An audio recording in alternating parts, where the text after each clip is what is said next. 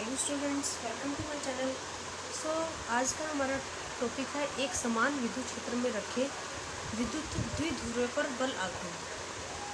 देखिए, आज हमें एक समान विद्युत क्षेत्र में किसी विद्युत द्विध्रुव को रखना है।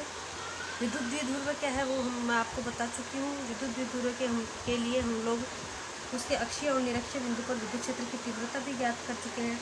आज हमें देखना है कि अगर एक समान विद्युत क्षेत्र के अंदर किसी विद्युत द्विध्रुव को हम लोग रखें तो किस कंडीशन में अब हम लोग यहाँ पर रखेंगे कि उसके ऊपर विद्युत बल आघूर्ण कार्य करेगा। तो बल आघूर्ण क्या है वो हम समझेंगे और कैसे ये कार्य करता है ये भी हम देखेंगे। तो सबसे पहले तो हम लोग देखते हैं कि एक समान विद्युत क्षेत्र जिसको हम इस तरीके से रिप्रेजेंट कर सकते हैं समांतर बल रेखाओं के द्वारा, यानी कि सब जगह विद्युत क्षेत्र की दिशा भी समान है और विद्युत क्षेत्र का परिमाण भी समान है। इस तरीके से एक समान विद्युत क्षेत्र को प्रदर्शित कर सकते हैं। तो इसके अंदर अगर किसी विद्युत द्विध्रुव को रखना है तो देखिए, सबसे पहले इधर रफ डायग्राम में मैं आपको बता रही हूँ कि अगर यहाँ पर इस तरीके से विद्युत द्विध्रुव को रखा जाए, अगर विद्युत क्षेत्र की दिशा में ही अगर विद्युत द्विध्रुव को रखा जाए, ये माइनस क्यू आवेश और ये प्लस क्यू आवेश, अगर इस तरीके से रखा जाता है तो देखिए इस पर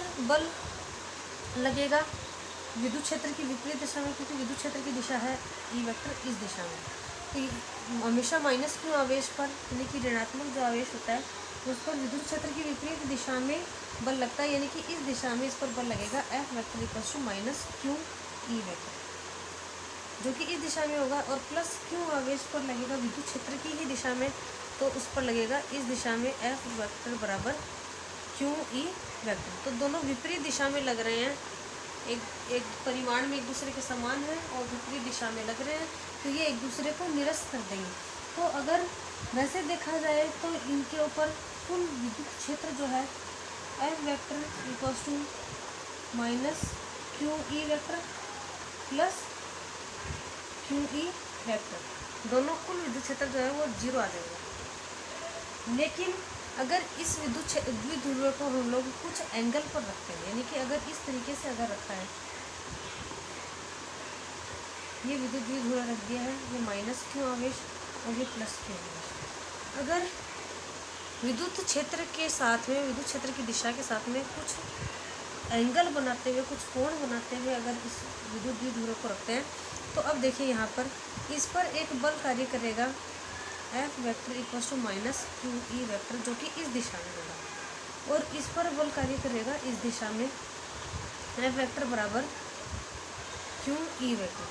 तो यहाँ पर देखिए बल जो है परिमाण में समान है, ठीक है, विपरीत भी है, लेकिन इनका क्रिया बिंदु जो है वो एक नहीं है। यहाँ पर क्रिया बिंदु एक ही था, देखो एक ही लाइन के ऊपर ये विपरीत दिशा में काम कर रहे थे, लेकिन यहाँ पर एक लाइन पर नहीं है, विपरीत दिशा में तो है, परिमाण भी समान है, लेकिन इनका क्रिया बिंदु एक नहीं होने के कारण ये एक दूसरे को निरस्त नहीं कर पाएंगे।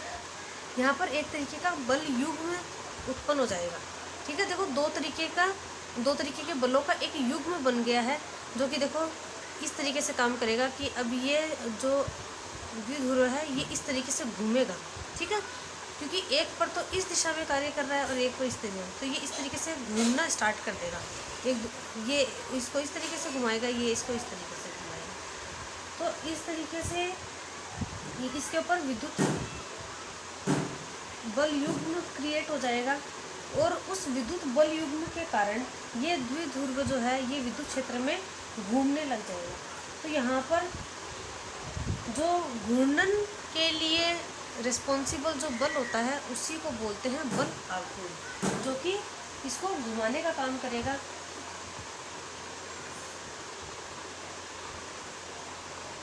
तो यहाँ पर बल आघूर्ण को हम किस तरीके से ज्ञात कर सकते हैं। तो बल आघूर्ण होता है कि दो चार्ज हैं हमारे पास में जो कि समान परिमाण के हैं किंतु विपरीत प्रकृति के हैं। तो किसी भी एक चार्ज पर लगने वाला बल, किसी भी एक चार्ज पर लगने वाला है, किसी भी एक आवेश पर लगने वाला बल गुणा में लंबवत दूरी। और लंबवत दूरी कौन सी है? देखो, दोनों आवेशों के मध्य जो लंबवत दूरी है वो।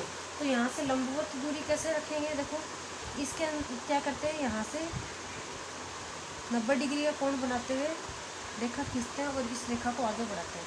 तो अब ये जो दूरी आएगी हमारे पास में, ये होगी लंबवत दूरी। ठीक है। अब ये जो द्विध्रुव है विद्युत क्षेत्र के साथ में कितना कोण बनाते हुए रखा हुआ है? थीटा कोण बनाते हुए रखा हुआ है। और ये दूरी हमें पता ही है, विद्युत द्विध्रुव के दोनों आवेशों के मध्य दूरी 2a होती है। अब हमें ये दूरी चाहिए है।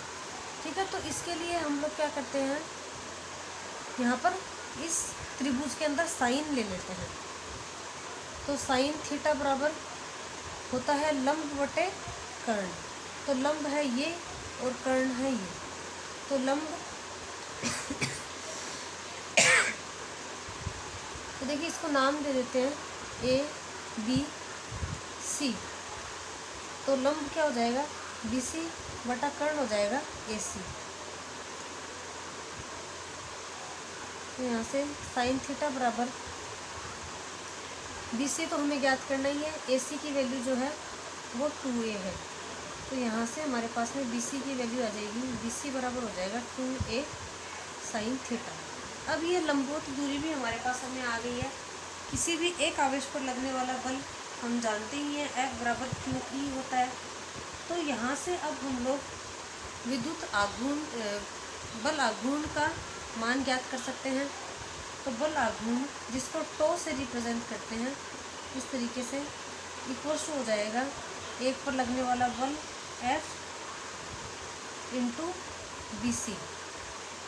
F का मान रख देंगे QE, यहाँ पर माइनस प्लस नहीं रखेंगे क्योंकि वो दिशा को रिप्रेजेंट करता है, हमें सिर्फ परिमाण रखना पड़ता है। QE into 2a sine theta. और Q इंटू 2a जो है वो P होता है, तो ये हो जाएगा PE sine theta.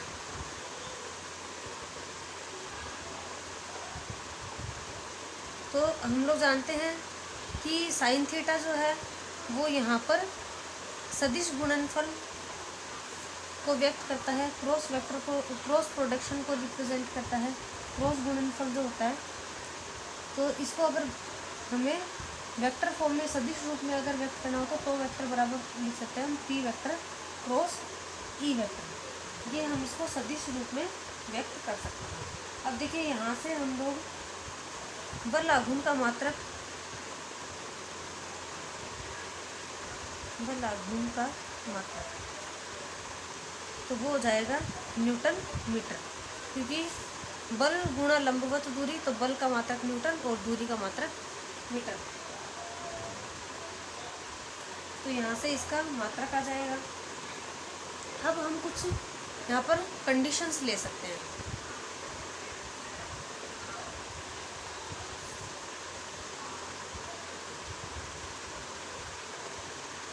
Special conditions में ले रखे हैं।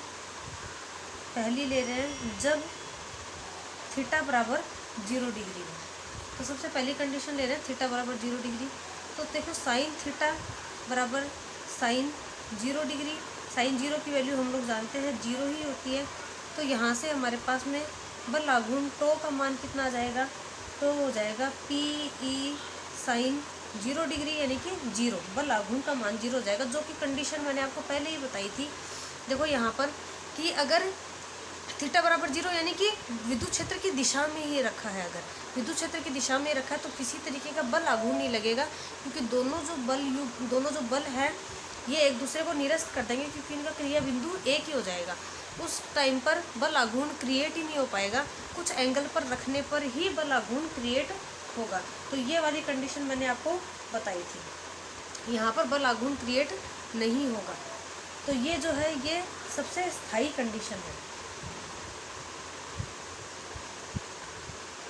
स्थायी स्थिति में है।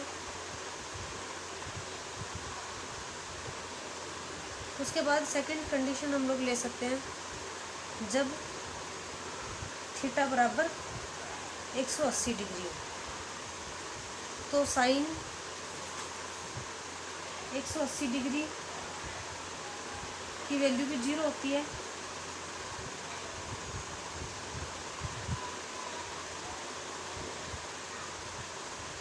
तो टो बराबर 0 डिग्री होगा।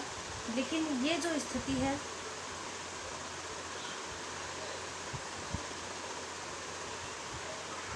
ये अस्थायी स्थिति है।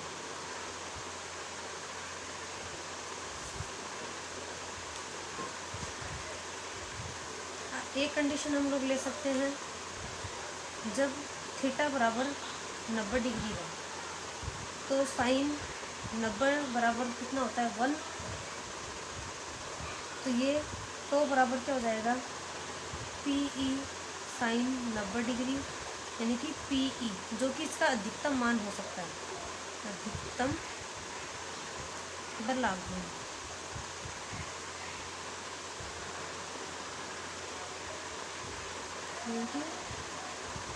मैक्सिमम होगा पी ई। तो इस तरीके से हमने इसकी तीनों कंडीशंस भी ले ली है। सो ये था हमारा आज का टॉपिक। एक समान विद्युत क्षेत्र में रखे विद्युत द्विध्रुव पर लगने वाले बल आघूर्ण के बारे में हमने इसके अंदर देखा है। बल आघूर्ण के लिए सूत्र ज्ञात किया है और उसके लिए कंडीशंस भी ली हैं। आज का ये टॉपिक हमारा यहीं तक है। अगर ये टॉपिक आपको पसंद आया तो प्लीज़ वीडियो को लाइक करना, चैनल को सब्सक्राइब कर लेना और बेल आइकन को प्रेस कर देना आगे की क्लास की नोटिफिकेशंस के लिए। मिलते हैं हम लोग हमारी नेक्स्ट क्लास में।